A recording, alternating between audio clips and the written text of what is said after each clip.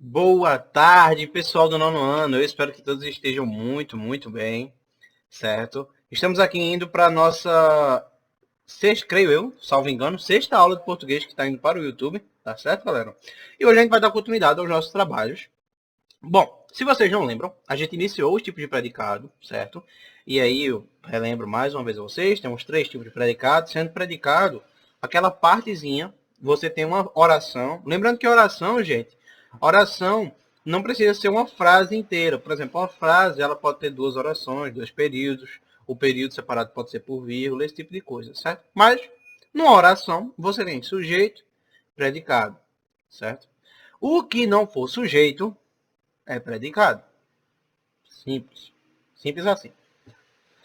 Os São milhares os mendigos da cidade. Foi um exemplo que a gente viu no livro. São milhares é o que se pode dizer sobre os mendigos da cidade, que é o sujeito da oração, né? Então vejam, tirando o sujeito, o resto é predicado. E a gente viu tipos de predicado. Quando esse predicado ele tem uma função de nome, substantivo, ele é chamado de, obviamente, né? Tem aí ele tem também a função de ligação com locução adverbial e tudo mais, não precisa ser só um substantivo, mas aí sim é um nome, que não são ligados, que não são verbos exatamente, sabe? A gente chama de predicativo nominal. E geralmente esses predicativos nominais eles são ligados por um verbo, geralmente eles sempre são ligados por um verbo de ligação. Nesse caso, quase sempre o verbo ser, o verbo estar, permanecer, o verbo andar. Ele, que é o sujeito, andava vagarosamente. Esse andava é um verbo de ligação. Vagarosamente é um advérbio, de modo como ele andava, certo? Então, indo um pouco adiante, esse foi o único tipo de predicativo que a gente estudou. A gente estudou o predicativo nominal. Mais uma vez, a diferença de predicativo e predicado é o seguinte. Predicado ele é o que se tira quando você retira o sujeito, o que sobra é predicado. E predicativo seria quando você tira os auxiliares, os verbos de ligações, por exemplo, o que sobra é o predicativo. E esse predicativo pode ser nominal, verbal, verbo nominal. Isso a gente vai ver mais na frente. Até agora a gente só estudou o nominal, ok? Que são sempre ligados por um verbo de ligação. De qualquer forma, a gente também deu continuidade ao nosso estudo de gêneros textuais e paramos eu digo assim, num texto bastante interessante, eu diria, de Tolstói, certo? A gente só não fez as atividades dele. E o que é que, o que é que a gente vai fazer hoje? A gente vai voltar aquele texto, e eu creio que se vocês não lembrarem da leitura daquele texto, eu recomendo que vocês dêem uma pausa, vão lá no vídeo, acompanhem a leitura, ou leiam por si sós, tá? De... Cadê? Lev Tolstói, né? Exatamente, Lev Tolstói. Então ficou faltando para a gente fazer só essa interpretação de texto. Então a gente já vai meio que começar fora do contexto. Então lembrem do texto que a gente leu. Dê uma pausa no vídeo se não lembrarem. Façam a leitura. Ou então leiam com a gente lá no vídeo anterior a esse. Ok? Depois disso, qual é o plano, gente? Hoje a gente vai até...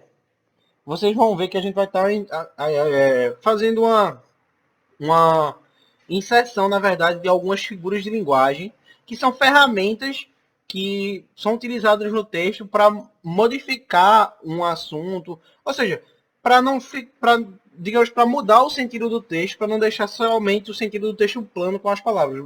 Cada figura de linguagem tem um certo digamos tem um certo uso.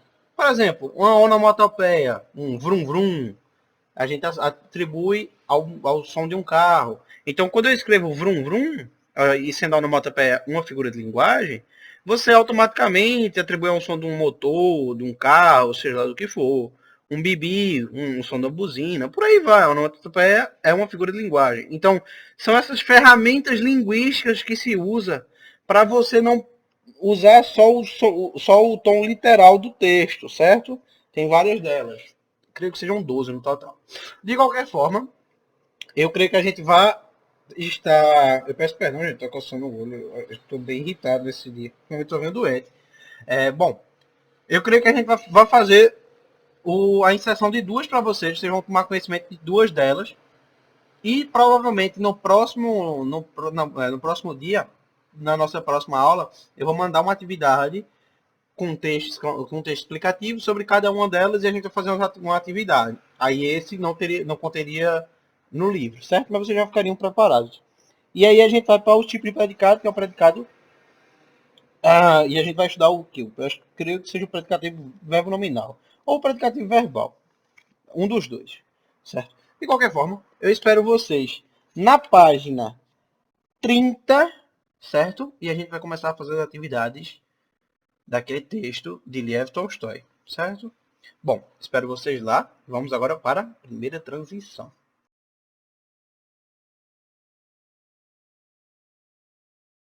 Bom, estamos todos com os livrinhos abertos, certo? Vocês já estão vendo aí onde a gente parou.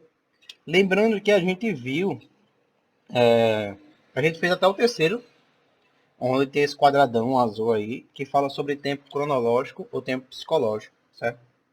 Bom, e lembrando que a gente fez letra A, letra B, letra C, isso como atividade para vocês. Então a gente vai fazer primeiro, segundo, quarto, quinto, sexto, sétimo, oitavo, nono, décimo e décimo primeiro. Bom, dando início, o que o primeiro parágrafo do texto situa... Desculpa, gente, acho que eu estou lendo o canto errado. Achei, desculpa, perdão. Vamos lá. O primeiro parágrafo do texto situa o leitor. De que maneira isso é feito? Bom, aí vocês vão dar, né, como ele situa o leitor nessa narrativa, certo? Vai ser a primeira atividade de vocês. É estranho começar primeiro com a atividade, depois com algo, né? Mas era um texto bem interessante para a gente deixar depois. Inclusive, uma leitura bem concisa. Que tipo de narrador esse conto apresenta? Quem é ele? Vocês vão lembrar. Se é aquele narrador onisciente, narrador personagem, esse tipo de coisa. E vocês vão dizer quem é ele, certo? Que papel ele vive na história, ok? Bom, o terceiro a gente já fez, então a gente pula direto para o quarto.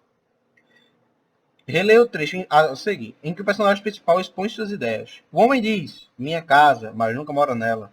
Preocupa-se apenas em construí-la e mantê-la. O comerciante diz, meu bazar de lãs, por exemplo. Mas não tem roupa feita das melhores lãs que há em seu bazar. Existem pessoas que chamam a terra de minha, mas nunca viram nem andaram por ela.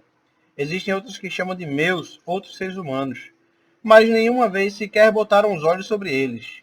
E toda a sua relação com essas pessoas consiste em lhes causar mal.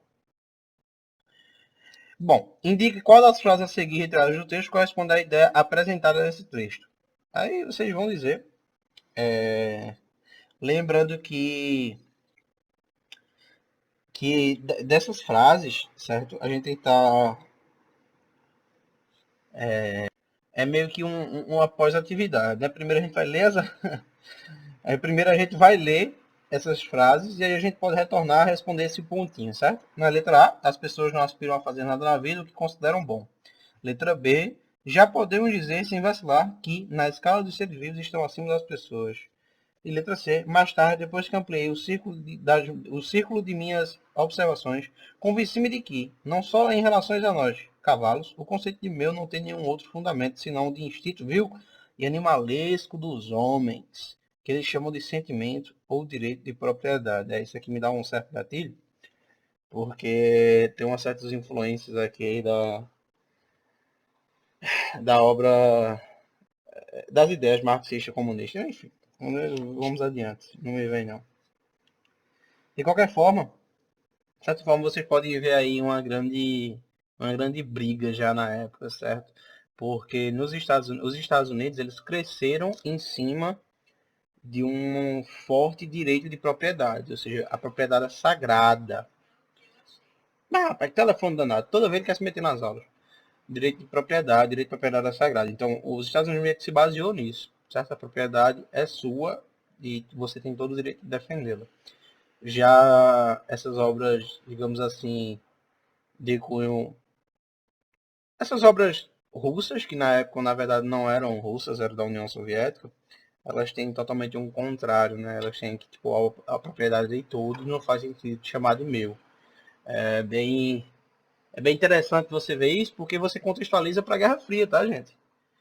Lembrando que, tipo, desde antes da Guerra Fria, os Estados Unidos meio que já brigavam com a União Soviética. Inclusive, essas brigas, essas guerras, na verdade, entre aspas, psicológicas assim, de pressão, de saber quem era a maior potência mundial, foi o que fez o homem chegar tão rápido à Lua. Eu digo que se a gente não tivesse nesse impasse, o homem só chegaria à Lua daqui a uns 30, 40 anos depois, certo? Creio eu, salvo engano, que Neil Armstrong chegou na Lua mais ou menos em 59, certo? Eu tenho quase certeza. Não, aqui ó, 69, por 10 anos. Eu sabia que ele terminava em 9. Mas enfim, daí vocês tiram. Então, essa guerra espacial que chamou, que os dois protagonistas foram os Estados Unidos e a União Soviética, eram mais meio que baseados nisso. De qualquer forma, a gente meio que acabou saindo do contexto da aula, peço desculpa, mas vamos voltar. Dessas 3 frases, vocês vão escolher a que mais se assemelha com o trechinho que a gente leu, ok? Vamos ao quinto. O que o cavalo pensava a respeito de ter um dono e não ser dono o seu cuidador? Aí você vai dizer, não, né, ele achava estranho, porque o meu dono, na verdade, não era quem cuidava de mim, nem montava em mim. Quem montava em mim eram outras pessoas, quem cuidava de mim eram outras pessoas, não sei o que, não sei o que. Notavelmente, ele era um cavalo de um senhor, digamos, de uma posse um pouco, de uma hierarquia um pouco mais alta, e quem cuidava dele eram os tratadores, o senhor da casa dos equinos e tudo mais, né? Então vocês vão fazer esse discernimento aí na atividade de vocês, certo? Número 6. O que o cavalo percebeu sobre o uso que os humanos faziam da palavra meu? Que relação ele estabeleceu entre essa palavra e o conceito de felicidade? Vocês vão dizer, eu acho que é um dos primeiros conceitos que ele dá, atribui a essa palavra, na verdade, que é a relação mais de quantidade e tudo mais. Vocês vão fazer esse joguinho, certo? Até agora está bem tranquilo, na verdade, a resolução. E o sétimo, o cavalo conseguir compreender esse tipo de comportamento, transcreva um trecho e comprove sua resposta. Aí você vai dizer não, sim ou não. Nesse caso não, né? Todos nós sabemos que não. Mas você vai dizer o porquê, certo? Você vai retirar, ou você diz o porquê e ainda tira um trecho, que seria ainda melhor, ou você diz não e retira um trechozinho que comprova sua teoria, ok? Só justifique. Aí coloquem aspas, bonitinho. Inclusive, gente, eu não sei se eu disse a vocês, mas toda vez que vocês forem fazer uma citação de algum lugar, vocês colocam aspas, tá? Aspas duplas. Aspa, fulano de tal, fecha aspas. Isso aí foi, digamos assim, quando eu quero transcrever um trecho, ok? Oitavo, que sentido a palavra meu tinha para o cavalo? Aí vocês vão. É meio que, entre aspas, um cunho pessoal, mas também tá bem na cara, assim, no texto, digamos. Certo? 9. É possível afirmar que no texto o personagem cavalo foi humanizado, por quê? Tá bem na cara essa resposta, mas eu não quero só um sim. Eu quero um sim e um porquê. Vocês vão dizer, porque o cavalo não sente sentimentos, porque o cavalo não tem capacidade de não sei o que, não sei o que.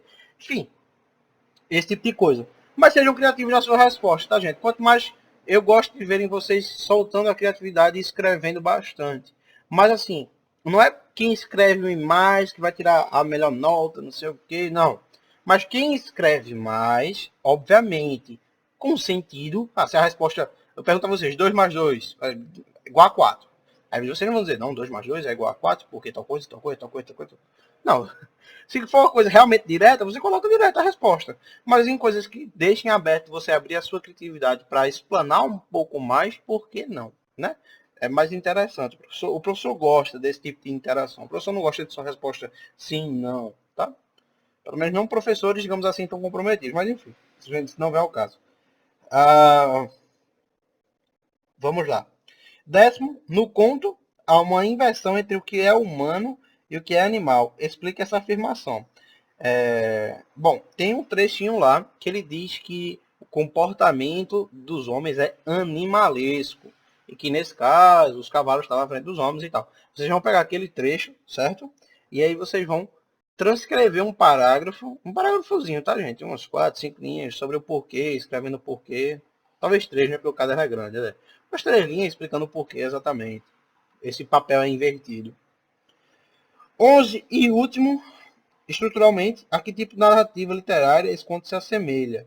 Justifique. Lembre-se que eu contei a vocês, inclusive na aula passada, qual era o conto que tinha por trás uma ideia de moral, moral sendo aquela ideia principal que o texto quer passar.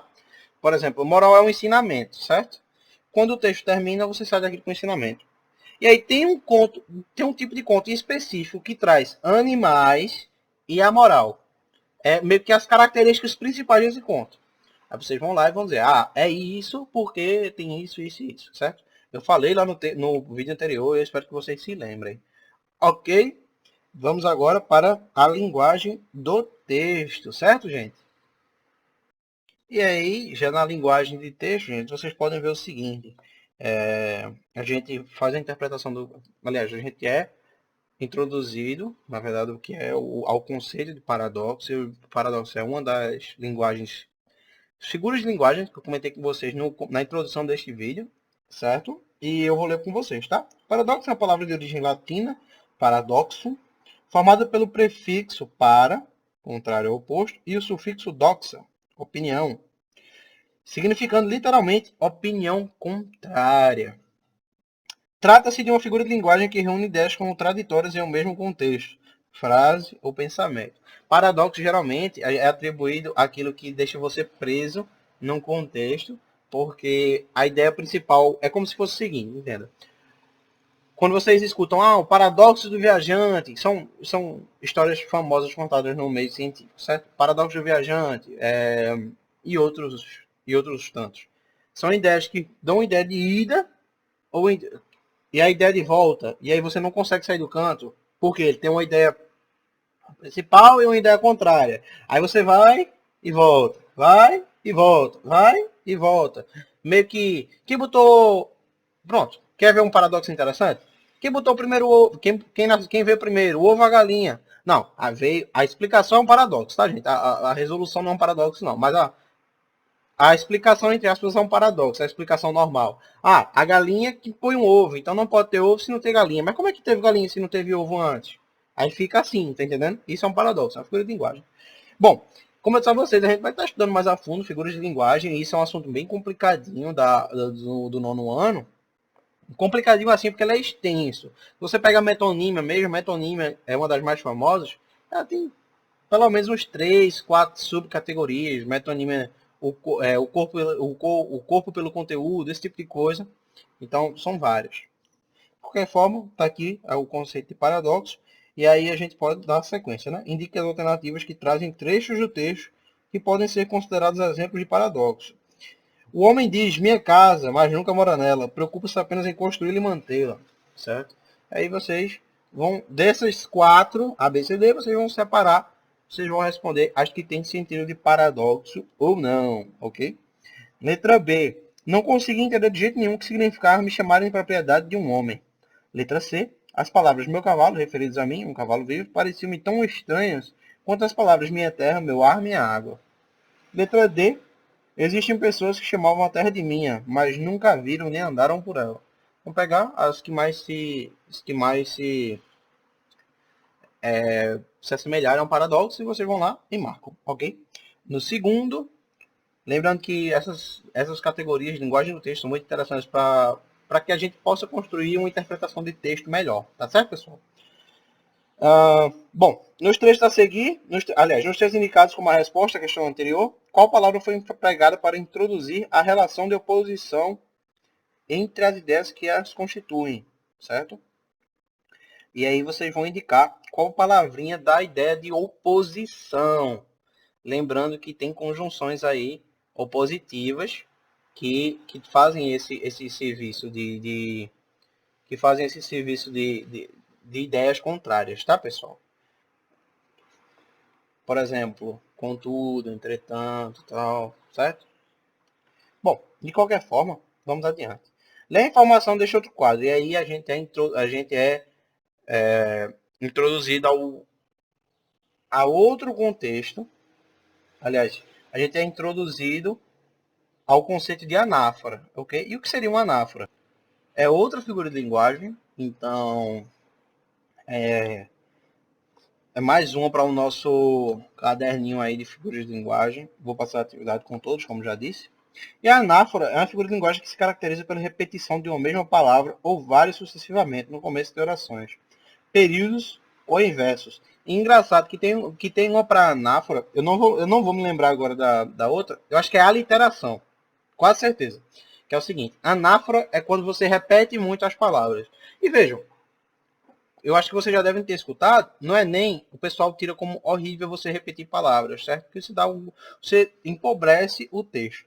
Só que o tipo de texto do Enem, um texto discursivo, um texto discursivo argumentativo, que se chama, né? Esse contexto, ele é totalmente diferente de alguns textos, poemas que fazem uso dessas figuras de linguagem. Por exemplo, nesse caso, no conto, foi de especial uso que a anáfora fosse utilizada para reforçar esse entendimento da palavra meio. A gente viu esse uso de figura de linguagem. Eu creio, se não foi nesse livro, foi na, não foi nesse, eu creio que não tenha sido nesse livro. Eu acho que foi no livro do 7º, 8º ano. Foi utilizado de Adriana Falcão muitas vezes a palavra para dar esse sentido ao contexto e tudo mais, certo? Mas aí, né, vamos dando sequência, letra A, transcreva do texto um exemplo de anáfora. Vocês estão livres para escolher, né? Acho que o exemplo mais fácil, já dando uma dica para vocês, é o uso da própria palavra meu ou minha. Então, esse uso de ideias fica aí mais fácil para vocês. De qualquer forma, dando sequência, que efeito o uso dessa figura de linguagem produz no texto? Aí vocês vão dizer, certo? Se combinam com o conceito de anáfora, se reforça o entendimento, se é para reforçar a ideia a ideia principal que o texto quer transpassar para vocês, fica a critério de vocês, ok? Indo adiante, releio o trecho do conto. Existem pessoas que chamam a terra de minha, mas nunca viram nem andaram por ela. Existem outras que chamam de meus, outros seres humanos, mas nenhuma vez sequer botaram os olhos sobre eles. E toda a sua relação com essas pessoas consiste em lhes fazer mal. Existem homens que chamam de minhas as suas mulheres ou esposas, mas essas mulheres vivem com outros homens. As expressões destacadas são exemplos de anáfora ou de paradoxo. Bom, aí vejam bem. Anáfora não precisa ser, de certa forma, exatamente a mesma palavra, tá ok, pessoal? Tipo, não precisa ser meu. Fez lembrar até daquele, não sei se você lembra do Nemo, do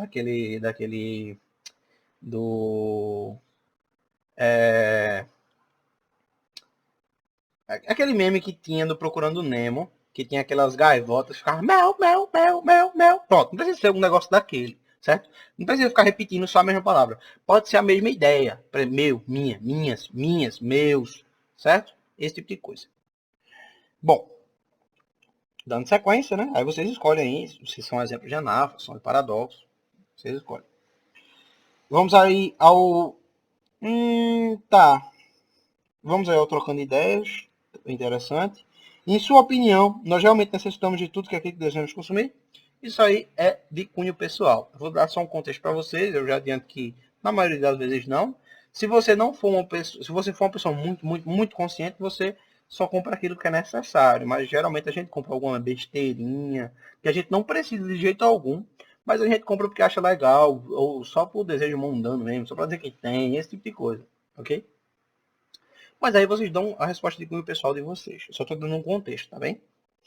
E o segundo, as reflexões feitas pelo cavalo no conto de Tolstói estão relacionadas à atitude humana de adquirir bens que muitas vezes não são necessários. Você concorda, discorda ou concorda parcialmente com as reflexões que esse narrador personagem apresenta. Justifique seu ponto de vista. Bom, isso também é resposta de cunho pessoal. Tá certo, pessoal? Bom, aí vocês vão dizer se concordam, concordam parcialmente, e por aí vai. E agora a gente começa a reflexão sobre o uso da língua, que seria o segundo tipo de predicado que a gente estuda, né? Vamos falar de tipos de predicado e das informações do quadro. Os predicados das orações são classificados conforme a relação que mantém com os sujeitos. Com base nisso, são denominados predicado verbal, nominal e verbo nominal. Eu comentei no começo do vídeo. Quando o predicado apresenta como núcleo um verbo, uma locução verbal, lembrando o que é uma locução verbal? São verbos, são uma ou mais palavras que dão a ideia de verbo. Por exemplo, andava calmo. vou comer. Ou seja, dois verbos. Veja, vou comer. Esse tipo de coisa. São dois verbos diferentes, mas que eles juntos dão a ideia de uma única ação. Isso é uma locução verbal. São duas ou mais palavras que fazem o mesmo sentido de ação, certo? Que é o verbo, na verdade, a ação do sujeito. Ok? Damos a ele o nome de predicado verbal. Os predicados verbais são constituídos de verbos transitivos e intransitivos e expressam a ação do sujeito. Bom, eu vou fazer uma pequena pausa para explicar a vocês o que é um verbo transitivo e um verbo intransitivo. E aí vocês não se compliquem muito. É algo digamos, relativamente difícil de entender, mas que eu garanto que vocês pegam. Vocês pegando o cerne da questão, o contexto, vocês vão entender todo o resto, ok? Eu vou mudar a telinha, a gente vai sair do livro e eu vou colocar uma telinha explicativa, tá bem? Pronto, agora vocês já estão vendo outra telinha aí, pessoal, do que são verbos transitivos e intransitivos. De certa forma, verbos transitivos, eles dão, veja, olhem para o conceito da palavra. Transitivo, dá uma ideia de quê? Transição, modificação. Os verbos transitivos, eles necessitam, para ter um sentido completo, tá? De um complemento. E os verbos intransitivos quer dizer que eles sozinhos já têm um sentido completo. Ah, professor, não entendi. Exemplo. Eu vivo. Precisa de complemento? Não, eu vivo. Simples. Agora se eu digo, eu vou comer. Aí você pode se questionar. Você pode dizer eu vou comer só e só? Pode. Mas geralmente você fica na dúvida. Eu vou comer. Vou comer o quê? Esses verbos que se permitem perguntas, não que necessariamente essas perguntas venham num texto, tá? Não é obrigado, vou comer bananas e maçãs, né? Obrigado, vinha assim no texto.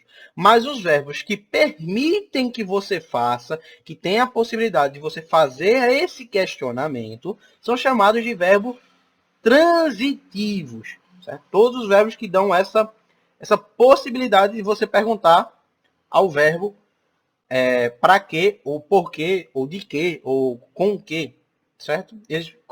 Todos que derem essa possibilidade de pergunta e vocês de pergunta para ter um complemento, por exemplo, eu emprestarei. Eu emprestarei dá a você a possibilidade de você perguntar o quê ou a quem. Não dá? Então, ele é verbo transitivo. Todos esses verbos que dão a possibilidade, veja, não é a necessidade, a possibilidade de você fazer a pergunta ao complemento. Ou seja, você fazer a pergunta e eles derem esse sentido de precisar de um complemento, são chamados de transitivos. E assim fica fácil de vocês saberem quem é transitivo e quem é intransitivo, certo? Porém, contudo, entretanto, dentro dos verbos transitivos, não tudo é um mar de rosas nessa nossa vida mundana, ok, pessoal? Os verbos transitivos, eles são divididos em diretos, indiretos e diretos e indiretos. Veja bem, diretos, indiretos ou diretos e indiretos. Certo? Diretos são que pedem complemento diretamente. Por exemplo, quando você tem, eu irei ler. Eu vou ler o quê? Certo? Eu vou ler a receita, ler o livro, a notícia, o jornal. Quando você já recebe automaticamente o que é que vai vir. Ou seja, o material que vai ser lido, nesse caso. Certo? E aí, mas também não é só o que, pode ser a quem também. Ou o que, a resposta é o que ou a quem. Direto. Sem o uso de preposição, conjunção, tudo mais. O artigo sim, mas preposição não. Ok? Por exemplo, visitarei. Quem? Vou visitar. A quem? Também é direto. A minha avó, os amigos, o doente, o paciente, minha mãe. Inclusive, feliz dia das mães atrasados para todas as mães, tá bem? Espero que todos tenham tido um domingo abençoado. Mas, voltando ao assunto, quando você diz a quem, note que ele perguntou, ele só precisou do complemento. Uns, amigos, o doente, a mãe, os parentes. Eu já recebi quem eu vou visitar. Quem eu vou visitar? Os parentes. É direto. Então, ele é chamado de transitivo direto. Ah, professor, beleza. E como é que eu sei a diferença dele para o transitivo indireto? Eu vou contar para vocês. Bom, o transitivo indireto, além dele se fazer necessário o complemento, certo? Ele faz necessário também o uso de algo mais para esse complemento. Não é só diretamente quem ou que. Ele faz necessário o uso de uma preposição ou de uma conjunção, enfim, uma palavra a mais para definir, certo? Bom, e exemplos para vocês entenderem. Vou precisar de quê? Quem precisa? Precisa de quê? Precisa de ajuda? Precisa de dinheiro? De um casaco? Olha o uso da preposição. De ajuda? De dinheiro? De um casaco? Tá notando a diferença? Eu não vou direto, não é mais artigo e o personagem, não é o doente, uns amigos. Não é artigo definido ou indefinido, mais o complemento em si. Agora é uma preposição. Pegaram a jogada? Então, agora que eu preciso de uma preposição, ele se chama indireto, porque ele está dizendo que eu preciso de algo. De quê? Mas ele não diz só, eu não preciso só dizer a pessoa ou a coisa que eu preciso. Eu preciso usar uma preposição. Está entendendo? Mas vamos dar sentido. Por exemplo, quem concorda? Concorda com o quê? Com a mãe? Com o meu amigo? Com o professor? Com um aluno? Veja, eu tenho outra preposição, né? Com. Eu não uso diretamente o aluno, o diretor, o professor, a mãe, a amiga. Eu não uso diretamente ele. Eu tenho que colocar uma preposição no meio.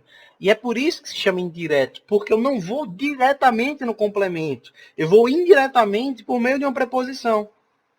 Entenderam?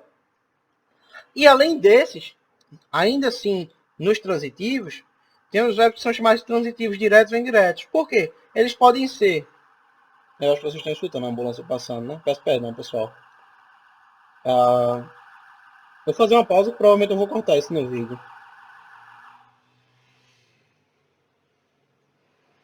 Bom, ela fez, parou.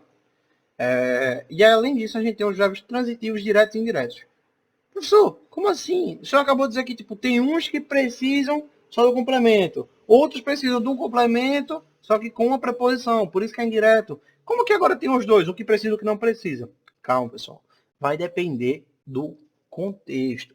Tem verbos que permitem você respondê-los com o uso de uma preposição ou sem. Certo? Por exemplo, os verbos agradecer. Quem agradece? Ou agradece algo, ou a alguém. Por exemplo, agradeci. Agradeci o quê? Ou agradeceu a quem? Esses verbos, se eu disser, se eu responder, agradeceu o quê? O presente ao amigo. Agradeceu o presente ao namorado. Eu uso os dois. Veja que eu usei o presente e ao namorado. E veja que esse a é uma preposição. Eu estou juntando o a com o artigo, certo? Ao namorado. Estão vendo? Eu estou juntando os dois. É a junção da preposição a, mas o artigo definido o. Ao namorado. Então, esses verbos que precisam, que você pode responder. Veja que se eu tivesse só... Digamos que assim, professor, então tem que vir os dois. O presente e o namorado. Então, tem que vir os dois. Tem que vir um objeto direto e indireto para saber quem é transitivo. Direto e indireto? Não. Vocês têm que fazer a pergunta ao verbo. Agradeço. O verbo agradecer. Agradece o quê? Se eu respondo a quem, veja, não é do outro modo, a gente viu que tem visitar. A gente pergunta, a gente visita alguém. Nesse caso, a gente agradece. Agradece a quem? Olha o uso da preposição. A quem? Ou a alguém. Preposição. E essa preposição vai ter que ser transpassada para a resposta. Então, se você tem... e se você pode fazer essa pergunta e ela recebe uma resposta com a preposição, e você faz a pergunta ao mesmo verbo, e ele também dá o sentido de o que diretamente, sem o uso de preposição, ele é considerado direto e indireto. Vamos ver outro exemplo, para ficar mais fácil? Vamos devolver. A gente vai devolver o quê? Veja que o que o O é artigo, o que é a coisa. Então é artigo mais coisa. Objeto direto.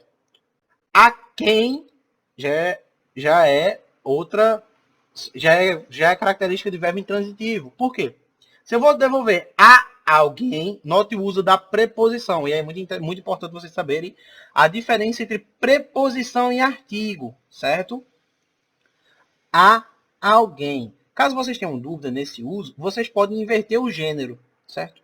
Se eu vou dizer agradeço a diretora, por exemplo. Se você trocar, certo? Se você trocar e esse a sumir por um O, ele era uma preposição. Aliás, desculpa, um artigo. Agora, se você trocar o gênero e ele não sumir, por exemplo, e ficar agradeço ao diretor. Percebe que o A não sumiu? Então, esse A não é artigo, ele é preposição. E é por isso que se usa crase quando você tem um objeto, feminino no singular, depois de um verbo intransitivo indireto. Porque você faz a pergunta ao verbo, e aí você diz, agradeço a quem? A junção, tem uma tabelinha de junções, eu vou mostrar para vocês, que a soma de A mais A é o A craseado. E o A com O é o AO que a gente conhece. Então, agradeço ao diretor, agradeço à diretora. Só que esse A com a diretora é o A craseado. Porque o verbo agradecer ele é transitivo e indireto. Então, toda vez que eu tiver esse verbo intransitivo e indireto, eu preciso da preposição, e eu tiver essa preposição mais o artigo, eles se juntam e formam um A craseado. Ok? Vocês vão pegar isso na prática, e eu vou passar uma atividadezinha. Quando eu passar essa atividadezinha de figuras de linguagem, eu vou passar umas atividades só de uso de crase também, para ficar mais interessante para vocês. Mas já tenho isso em mente. Que a crase aparece em verbos intransitivos em que a resposta é em que a resposta traz uma palavra no feminino e no singular. Certo? Entendam isso. Bom, dando sequência, né? Agora a gente volta, vocês vão ver o livro agora. Eu creio que não tenha mais tempo da gente fazer grandes coisas. Vamos deixar para estudar esse tipo de predicado na próxima aula, então. Aí a gente volta e recomeça esse texto amarelinho. Se a gente não tiver esse assunto começando aqui no texto amarelinho, ou seja, em vídeo, é porque eu resolvi passar a atividade de figuras de linguagem para você. São muito importantes porque figuras de linguagem vão dar a vocês um entendimento maior, eles vão dar a vocês um poder maior de interpretação textual, ok? Então vamos finalizar por aqui, ok? Vou só fazer o último corte e a gente vai para as conclusões e agradecimentos, certo? A última transição do vídeo.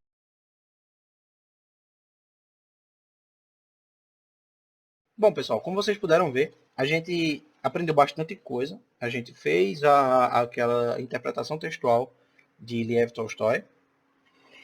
Lev Nikolaevich Tolstói, na verdade, né? Nome completo do autor russo. Na verdade, eu creio, era soviético na época, vai? O livro dessa manciada, que só virou Rússia bem depois. Enfim, assunto para outros vídeos aí, que são outras matérias. Mas a gente fez essa interpretação textual, a gente viu duas figuras de linguagem, a gente viu o paradoxo e a anáfora, a diferença entre eles. A anáfora é quando você repete muito as palavras, e a anáfora é quando você repete muito... Aliás, desculpa. A anáfora é quando você repete muitas palavras, e paradoxo é quando você dão ideias contrárias na mesma oração. Ideias de vai e volta. Chama de meu, mas nunca faz isso. Como é que é meu se nunca faz isso? Como é que é meu se não cuida? Esse tipo de coisa. Isso é um paradoxo. São essas figuras de linguagem que a gente viu, paradoxo e anáfora, e a gente começou o estudo de predicado verbal. Aliás, o resto dos predicados que a gente não estudou, né? A gente estudou só o nominal a fundo, porque ele só precisava do entendimento do uso do verbo de ligação e só. Nesse caso, foi algo a mais. Por quê? Além disso, a gente precisava entender o que era um verbo transitivo e intransitivo, que foi aí que a gente teve que fazer a pausa e estudar, certo? De qualquer forma, caso vocês não entendam qualquer uma dessas partes, eu entendo que seja um assunto relativamente complicado para vocês. Se não fosse complicado, todo mundo usava a crase bonitinho, e é raríssimo o uso correto de uma crase. Então, eu vou transpassar para vocês, provavelmente, uma atividade de uso de crase, certo?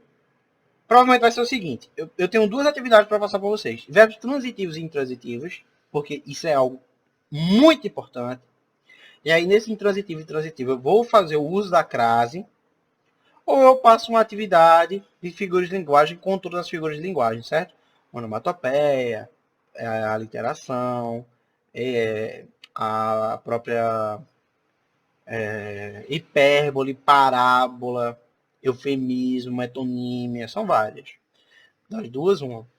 Então, já fiquem cientes desde já. Ou a gente vai fazer uma atividade sobre figuras de linguagem, ou a gente vai fazer uma atividade sobre transitivo e intransitivo, e aí a gente continua no livro. Eu creio que seja mais interessante, eu vou estar aberto à opinião de vocês, mas eu creio que seja mais interessante a gente fazer essa atividade de verbo transitivo e intransitivo, para a gente ficar com esses tipos de predicado que o livro vem puxando de uma forma bem fixa. Porque notem que eles passaram esse tipo de predicado, mas não explicaram o que era um verbo transitivo e intransitivo. Então isso é meio complicado de vocês entenderem, sendo deixado só no ar. Certo? Talvez o livro entenda que seja assunto de outras séries. Ok? Não cheguei nessa parte em outros livros, então talvez seja o caso. De qualquer forma, eu escuto a opinião de vocês e a gente vê o que é melhor para o entendimento. Certo? De qualquer forma, pessoal, essa foi a aula de português de hoje, a nossa sexta aula que está indo para o YouTube. E eu espero vocês no nosso grupinho do WhatsApp logo mais para sanar todas as dúvidas e qualquer questionamento que vocês tiverem. Certo? Um grande abraço e até a próxima.